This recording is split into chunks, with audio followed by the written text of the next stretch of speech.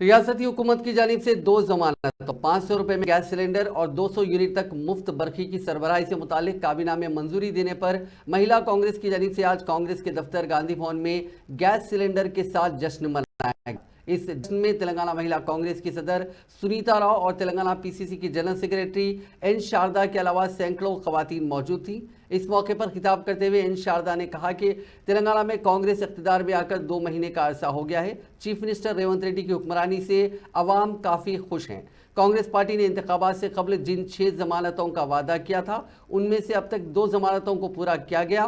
मजीद 2 जमानतों को गुज़िश्ता रोज़ काबीना में मंजूरी दी गई, जिससे तेलंगाना अवाम के भरोसे में मजीद इजाफा हुआ है। बीआरएस ने अपने 10 साल दौर इख्तिदार में अवाम से किए गए एक भी वादे को पूरा नहीं किया था, जबकि कांग्रेस ने अवाम से जो भी वादे किए हैं उनको तरजीही बुनियाद पर पूरा किया जा रहा है। उन्होंने कहा कि सरकारी मुलाजमतों पर तकर्रुरात के मामले में भी पेशरफ केसीआर हुकूमत ने तसाहुली से काम लिया।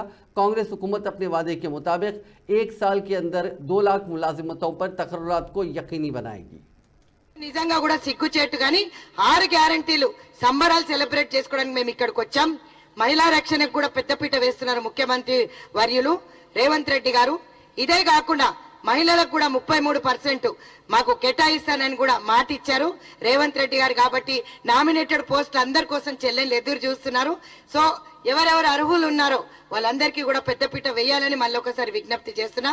33 కాకుండా 50% లోకల్ బాడీస్ లో ఏ విధంగా ఇచ్చినారో అదే విధంగా ఇక్కడ కూడా ఇవ్వాలని మనసారా కోరుకుంటున్నాను ఒక మహిళా కాంగ్రెస్ అధ్యక్షురాలుగా। రెండో మాట, కవితకి ఇక్కడి నుంచే ఖబర్దారని హెచ్చరిస్తున్నా। ప్రియాంక గాంధీ గారు ఎక్కడ నిలబడినా కూడా భారీ మెజారిటీతో గెలుస్తాం। నువ్వు ఎక్కడ నిలబడతావు అక్కడ మేము ప్రచారం చేసి నీకు డిపాజిట్ రాకుండా మాత్రం ఖచ్చితంగా కృషి చేసి మా మహిళా సోదరులు అందరూ తిరుగుతారు। 33% రిజర్వేషన్ 33% రిజర్వేషన్ అన్న ఆమె జంతర్ మంతర్ దగ్గర లిక్కర్ స్కామ్ లో ఆమె పేరు వచ్చినప్పుడు మరి చేసింది। ఆ 33% బీఆర్ఎస్ పార్టీలో ఎందుకు ఇంప్లిమెంటేషన్ చేయలేదని నేను అడుగుతున్నా। ఈ రోజు మా మీద మాట్లాడే